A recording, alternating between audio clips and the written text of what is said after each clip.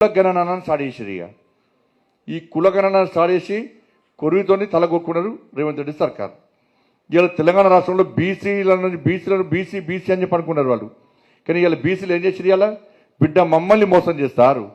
Bharatiya Janata party BC ముఖ్యమంత్రి అనగానే బీసీలందరూ బీజేపీకి వస్తున్నారు అని చెప్పి మెల్లంగా ఇదని అగ్రవర్ణాలు కూడా బీజేపీకి వేస్తున్నారు. ఎందుకంటే ఈటీఎఫ్లో తీసుకొచ్చిందే బీజేపీ ప్రభుత్వమే. అగ్రవర్ణాలు బీజేపీ అంటున్నారు, బీసీలు బీజేపీలు అంటున్నారు, ఎస్సీలు వర్గీకరణతో ఎస్సీలు బీసీ అంటున్నారు, బీజేపీ అంటున్నారు. వాళ్ళకి ఏ వర్గం సపోర్ట్ లేదు, ఒక్కడే వర్గం మైనార్టీ వర్గం అంటున్నారు. ఇక వాళ్ళకి జోకుడు స్టార్ట్ చేసారు. ఇక జోకే చెప్తుండ్రే. నేను చెప్పిన నిన్న బీసీలు ఎట్లా కలుపుతారు? బీసీలు మీరు మా జాతి ఏంది, ఆ జాతి ఏంది? మేము బొట్టు పెట్టుకుంటాం, మాకు గోత్రం ఉంటుంది, జన్మనామం ఉంటుంది, జన్మ నక్షత్రం ఉంటుంది, మేము మూలధారం కట్టుకుంటాం అన్న. బీసీలు ప్రశ్నించాలి. అలా ఎవరినో తీసుకొచ్చి బీసీల మీ గంప కింద అమ్ముతా అంటే, మీ జాతులకు కలుపుతా అంటే ఏడవైనా బీసీ సంఘాలు చెప్పరాదు? బీసీలకు అన్యాయం జరుగుతుంది అవుతారు కదా. అరే అగ్రవర్ణాలు ఇలా కొట్లాడుతున్నాయి, బీసీలు ఎవరు మాట్లాడతలేరు పోయి ఇజ్జత్ పోతుంది బీసీలది. మేము కొట్లాడుతున్నాం బీసీల కోసం, ఇలా బీసీ సంఘాలు ఏడవైనా అంటున్నాయి. వాళ్ళ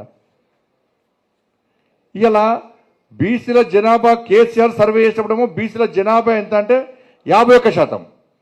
రేవంత్ రెడ్డి సర్కారు జనాభా బీసీల జనాభా ఏంటంటే 46%. మిగతా చచ్చిపోయారు అల్లలి ఎడవేరాలు అన్న. ఆధార్ కార్డు ఒక్కటే వస్తుంది మనకు, అవునా కదా? ఇవాళ ప్రభుత్వ లెక్కల ప్రకారము ఇలా ప్రభుత్వం కులగణ చేసాక తెలంగాణ రాష్ట్రంలో జనాభా ఎంత అంటే 3,70,00,000 ఎంత? 3,70,00,000. మరి ప్రభుత్వ లెక్కల ప్రకారమే 3,90,00,000 మంది ఆధార్ కార్డులు తీసుకున్నారు. ఎంతమంది? 3,90,00,000 మంది ఆధార్ కార్డులు తీసుకున్నారు. ఇంకా తీసుకున్న ఒక 10% ఉంటారు, అంటే వాళ్ళు 30 లక్షలు ఉంటారు, అంటే 4,30,00,000 మంది జనాభా ఉండాలి. కానీ ప్రభుత్వ లెక్కలు ఇప్పుడు వీళ్ళు సర్వే ప్రకారం అంట 3,70,00,000. ఇంక 60 లక్షల మంది ఎడవా సంపాదించారు. 60 లక్షల మందిని లెక్క వాళ్ళదే. 3,90,00,000 రేషన్ కార్డు మన ఆధార్ కార్డు వేసుకున్నప్పుడు ఏడవే వీళ్ళందరూ. బీసీలకు 42% రిజర్వేషన్ ఇస్తారట, 10% తీసుకొచ్చి గిద్దెలు కమ్మిండాక. తప్ప కాదనేది. ఇవన్నీ ప్రశ్నిస్తే బీజేపీ మళ్ళీ మతతత్వం చెప్తుంది అన్న బజాప్తం ఆడతామన్నా. 12% ఓట్ల కోసం కక్కుర్తిపడి మీరు వాళ్ళ కొమ్ము కాసి వాళ్ళ జోకుడు స్టార్ట్ చేస్తే 80% ఉన్న హిందువుల గురించి మాట్లాడడానికి భారతీయ జనతా పార్టీకి ఎలాంటి భయం లేదు, ఎలాంటి అనుమానం లేదు. మీరు ఏం మాట్లాడినా నేను నిన్న చెప్పినా మళ్ళీ చెప్తున్నా, మీరు మమ్మల్ని మతతత్వవాదులు అంటే ఆ బోర్డు ఇస్తే మెడల్ వేసుకొని ఊరేగిస్తాం, మేము ఊరేగిస్తాం, మాకు ఏమి ఇబ్బంది లేదు. అరే గింత ఘోరమా అన్న? హిందువుల పరిస్థితి ఏందన్నా తెలంగాణ రాష్ట్రంలో? బీఆర్ఎస్ ఉన్నప్పుడు గట్టినే చేసే, మీరొచ్చి గట్టినే చేస్తుంది. ఎంఏం పార్టీ ఒత్తిడితోని వాళ్ళ కాంగ్రెస్ పార్టీ 10% ఉన్నట్టు 10% ముస్లింలను బీసీలకు గుర్తిస్తుంది వాళ్ళ. కాబట్టి దయచేసి అన్ని విషయాల్లో కొట్లాడి జీవితాలు ఖరాబ్ చేసుకునేది భారతీయ జనతా పార్టీ కార్యకర్తలైనా.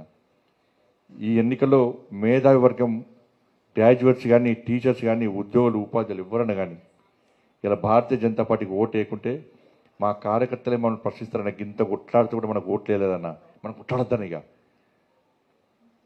ఎందుకు కొట్లాడారన్న వీళ్ళ కోసం అని చెప్పి మమ్మల్ని ప్రశ్నించే స్థాయికి వస్తుందన్న. కొట్లాడింది మీకోసం, ఇవాళ కొట్లాడింది మీకోసం కొట్లాడం. మేము ఎవరు రాలే కొట్లాడప్పుడు మేము వచ్చినాం. ఇవాళ మమ్మల్ని అరెస్ట్ చేస్తే జేపీ నడ్డా గారు హైదరాబాద్ వచ్చిరన్న, అమిత్ షా గారు హైదరాబాద్ వచ్చిరన్న మాకు భరోసా నింపడానికి. రాహుల్ గాంధీ రాలేదన్న, సోనియా గాంధీ రాలేదన్న.